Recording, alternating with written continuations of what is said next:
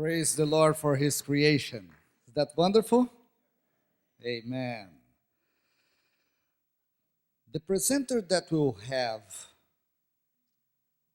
in just some moments is the Vice President for Medical Affairs and Dean of the School of Medicine for the University of Maryland. He directs the NIH Research Laboratory Group studying the biomolecular mechanisms of diabetes-induced birth defects. He's graduated with a degree in medicine from the New York University School of Medicine, and he has a PhD degree in biochemistry from the University of West Indies. Ladies and gentlemen, boys and girls, please give a warm welcome to Dr. E. Albert Rees.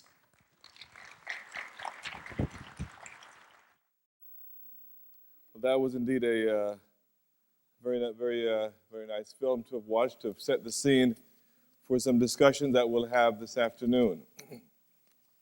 I've been asked to focus on the early human development as it relates to creation and evolution.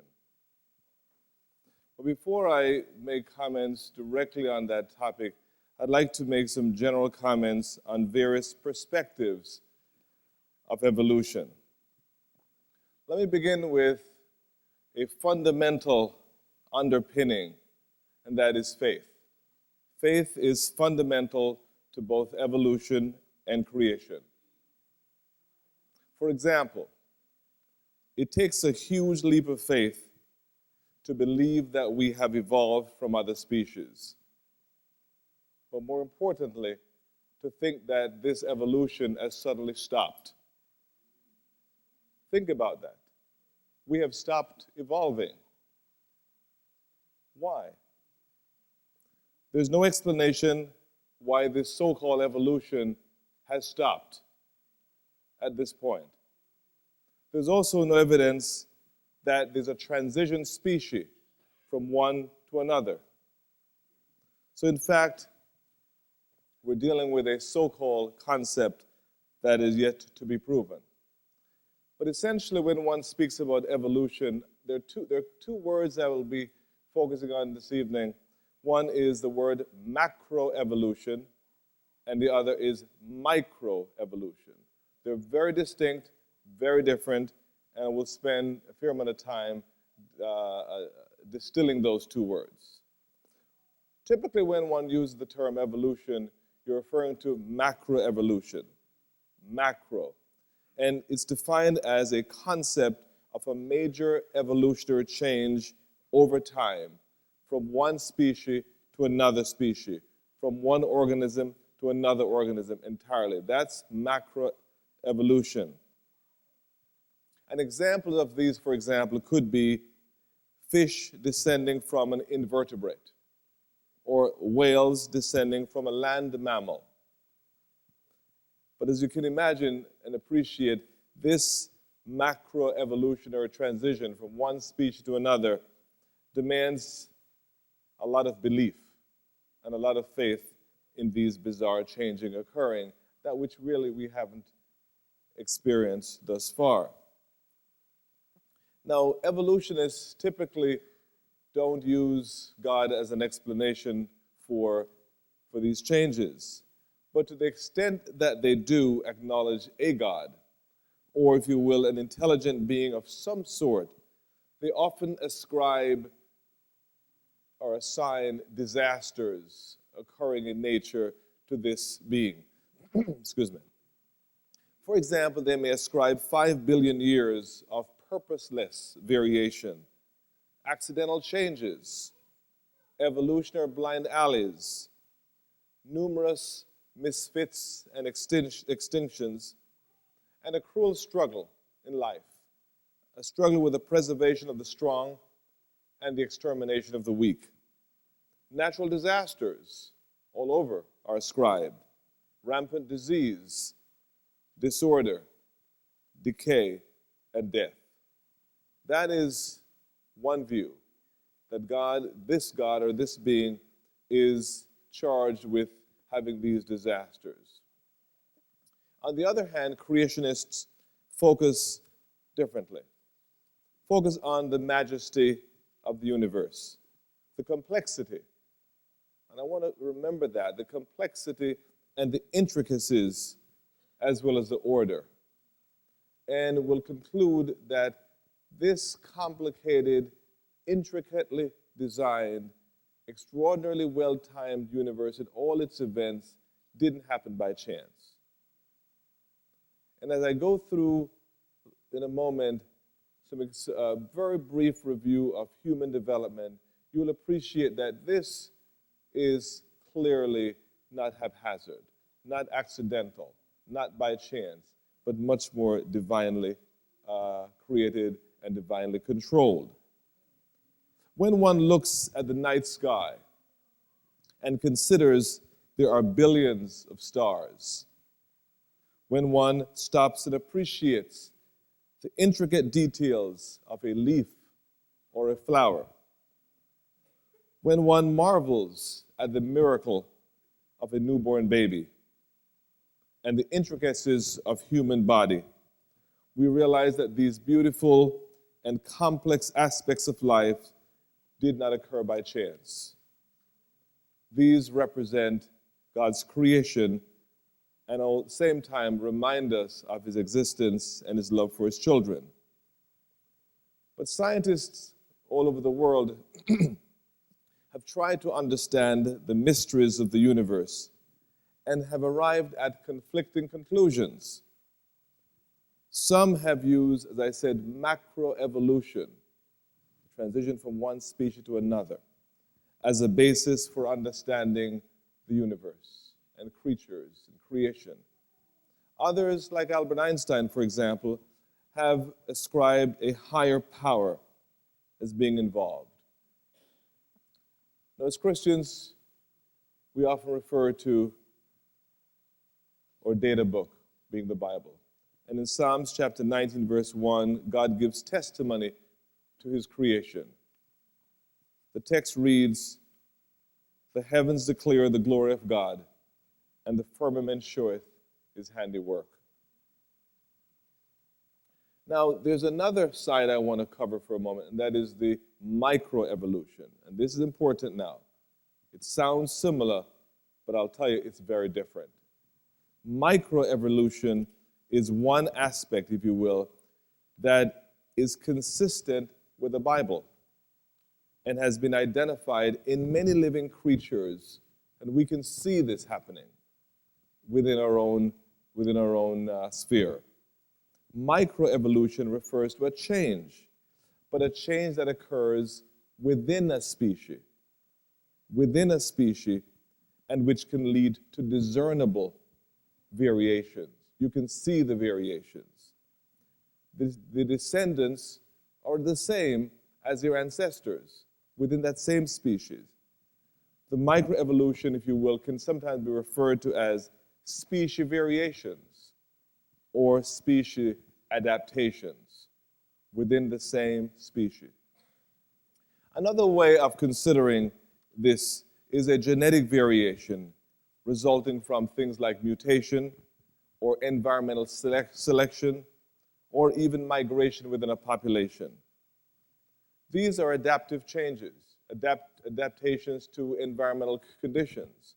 And one certainly could see this as acknowledging the adaptive changes that God has made possible through his great creation. But that's the first point. The second point I want to make about microevolution is the fact that one can misinterpret or misapply this that occurs within species. Many scientists, when acknowledge and recognize these adaptive changes that occur, have mistakenly used these mini changes that occur as a basis for creating a concept of macroevolution. And I hope that is important, that's clear. These are micro changes, and I'll give you some examples in a moment, but it's important to understand that they can occur. Bird beaks. You'll see variation in the beak of a bird based on adaptive changes to an environment. You may see changes within a hair color, a skin color, depending upon locations. That hasn't changed the species, but it will have variations. Those are called microevolutions.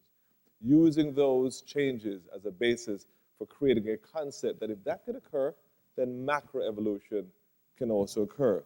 That becomes a problem.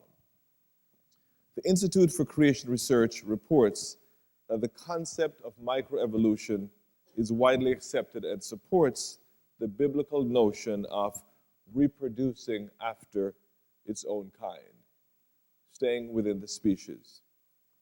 Microevolution, or diversification of species, is a fact of nature. We see variation within a species, for example. Species do vary and they change, but they do so on a small scale. And the fossil records support microevolution, but very conflicting information with macroevolution at this time. When one looks at genetics, Mendelian genetics, for example, you'll see various dog species, large and small. That's microevolution. It's occurring within the species of the dog, but it doesn't change the dog to a horse. It's the same dog, same canine, single canine ancestry.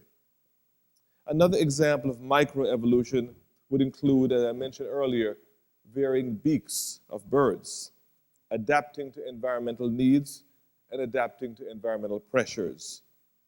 Another example I think everyone can relate to, as a physician I can relate to it very much, and that is if patients are on too much antibiotics for too long a period, the bacteria become resistant to those antibiotics. Or you may have insecticides that you're using, and insects become resistant to those insecticides. They have adapted to that which you've been giving them for a long time. That's a microevolution within the species. That is an example of these things that do happen. These are facts of nature. Evolutionists therefore assume that these small changes that we see can lead to the large macroevolutionary changes outside a species, and that's when the error becomes important. But there's no evidence for this, and thus this leap of faith between using these micro changes that occur, adaptive changes, and extrapolating it or transforming it into large macro changes really is a leap of faith. It is scientifically unjustified, and most importantly, it leads to what I was referring to as an evolution confusion. There is really no fossil. There's no fossil that can claim that its ancestor is from another fossil. That data is not available, and each fossil group, has maintained its unique structural and physiological characteristics. Now, our view and conviction of creation is bolstered very much by human development. We saw in the movie the whole panoply of creation, from environmental aspects to various creatures to, of course, human. Now, human development bolsters very much our conviction of creation. And it bolsters it because of the extraordinary, complex, intricate, highly choreographed set of events that occur. And they occur repetitively, clearly under a divine control. Take, for example, what is being discovered in more recent years. In the human cell, there's a nucleus. Within the nucleus, there's going to be DNA. What is the DNA? DNA is the blueprint of human life. It tells our bodies what should happen when, and when should happen where, etc. This, if you will, is that blueprint for development. And it actually speaks in codes. There are codes that can be deciphered from the DNA, discernible codes. The codes are usually as chemicals. They're stored and they're transmitted one place to another. This is not accidental. The codes can be read. The codes can be decoded. The codes can be used outside, outside that body, to demonstrate its effectiveness. It has been determined that the amount of information that is locked away in the DNA is equivalent to almost 400 volumes of an Encyclopedia Britannica in one cell. That code, it's locked away. These are the kinds of marvels and incredible information that bolsters those of us who believe in creation and believe in the creation story.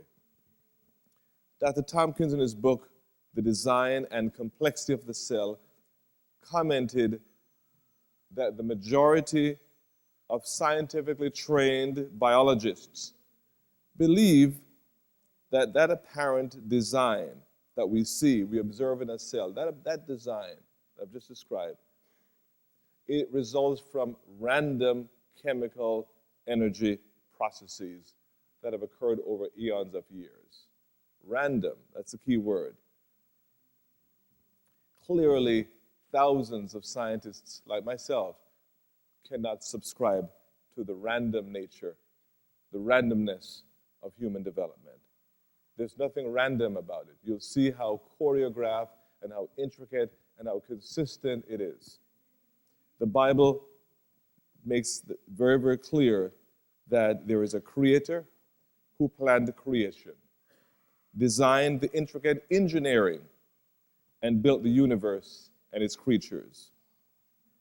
In a moment, I'm going to just share with you a brief slideshow that will just review for you the compelling evidence of creation and how it's used in human development, but more importantly, how it affirms the role of creation in human development, pointing out the intricate and elaborate system which operates in an impeccable time frame to produce the kinds of results that we all are sitting in this room, sitting and standing in this room now.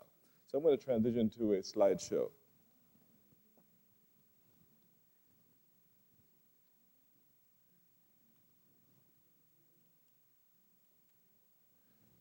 So let me start with fertilization. This is very, very basic, so, but you'll see, there's a point I want to make here. Clearly, after fertilization, there's the sperm and the egg, we have a zygote. And the zygote will automatically start dividing. And you'll see it divides to a 2-cell stage, then a 4-cell stage, then an 8-cell stage, and all of this is occurring within the fallopian tube. And then a 16-cell stage refers to the blastocyst. And once that happens, it begins to undergo what's called cavitation. And this cavitation here, you'll see this part is what's going to form the embryo, the fetus, the infant. And this part here is going to form the placenta. And more of it occurs, more cavitation occurs. And then on day 6, precisely day 6, not day 5, not day 7, precisely day 6, it enters the uterine cavity. And precisely on day 7, it implants, it attaches. And here's what the blastocyst looks like if you use a scanning electron microscope, a large microscope that can look in great detail. You'll see how this is what's called the inner cell mass, ICM. And that's where the embryo will be born, will be formed from. And this peripheral area forms the placenta. And you can see it attaches on day 7. But precisely on day 6, it enters, free floats for a day. Not a day and a half, a day, and implants on day 7. Now, once that happens, and I'm moving along quickly, you'll see that the embryo, the inner cell mass component, starts to create layers, layering. And there are 3 layers that will be formed, and the layers will be what forms various parts of our body. It's called an ectoderm. That basically forms skin, hair, sweat glands, but also the nervous tissue, the nervous system. The inner layer, the endoderm, begins to form a lot of systems. Digestive, respiratory, you'll see endocrine glands, thyroid glands, and so on. Begin to form those systems. So these are specifically designed. One doesn't form the other.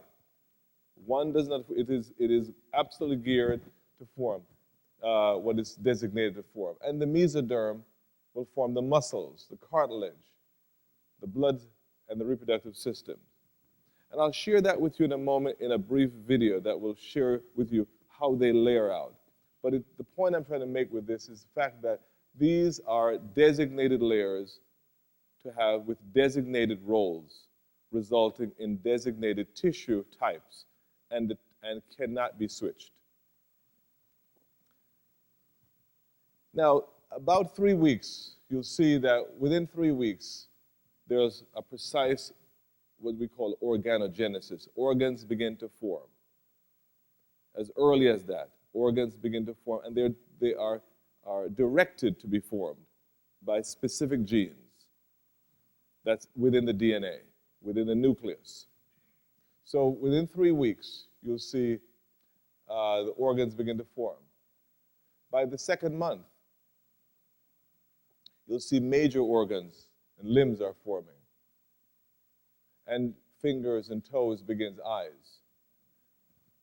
So in this critical period of time, just the first 8 weeks, this is when the fetus is most at risk for exposure to various toxins or substances or x-rays or drugs, or because it is undergoing its rapid growth and rapid differentiation coming from that blastocyst to it's 3 weeks, 4 weeks, 8 weeks. Now, this is how intricately delicate this operation is. And that's why I think this is looking like looking at the universe, but in a microcosm. Birth defects can occur if any of those machinery, those integrated machinery, becomes out of line or become exposed to various substances. There are about 4 million pregnancies every year in the United States. About 2.5% to 3% will have birth defects. Some of them may be caused from birth trauma or some uterine factors. Some may be from metabolic factors, maternal, from the mother. Could be maternal infection. Could be from drugs or chemicals or radiation exposure. Or it could be some genetic diseases or hereditary diseases. I'm going to give an example of one condition. And the condition that I study, I have a research laboratory which I study, and that's diabetes. And you'll see as an example how intricate, it's almost like a electrical network. And the next slide is not expected, I don't expect you to even read anything, but just to appreciate the network and the complexity. So let me warn you ahead of time. Now, this is a slide just to show just one aspect, just one aspect. This happens to be a cell membrane. And this happens to be just a pictorial view of a nucleus. And this is just all the networking that occurs normally. But when someone has diabetes and poorly controls their diabetes, you can alter, and this is work that we've done in our own laboratory using rodents. We can alter all of these, or many of these signals. It's almost like electrical signals that can result in birth defects. And we can produce it whenever we want to and study and try to understand the biology. I'm going to give you one example now that you can relate to. And this is the last one, and I'm sure a movie, to demonstrate how intricately entwined. We decided to understand just one aspect of how poorly controlled diabetes results in birth defects. So we identified rodents, and we put very high glucose, make some very high glucose, and we're able to produce these birth defects immediately. So we knew that particular dose of glucose is potent, okay? So we know that. We then exposed these rodent embryos. Let me back up. A rodent gestation is 21 days. A human pregnancy is 9 months. So you can see the difference right there. So we exposed the embryos to half an hour of very toxic high glucose, represented by high sugar. So for the human, that would be several days, equivalent of half an hour in a rat. Nothing happened. Totally normal. Totally normal. For an hour, nothing happened. Totally normal outcome. For an hour and a half, nothing happened. Totally normal. For 2 hours and beyond, they all are malformed. Point number one. We then used varying levels of the sugar, and you only had malformation at above a certain level. Point number two. So remember that?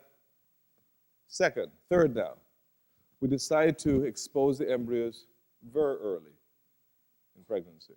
Nothing happened. Late, nothing happened. But only in a specific window. To be honest, it was equivalent to the human, weeks 2 to weeks 8. In the rodent, it was week 10, it was day 10 to day 12. Specific window. When we expose them in earlier part, it's one form of birth defect, of that one part of that window.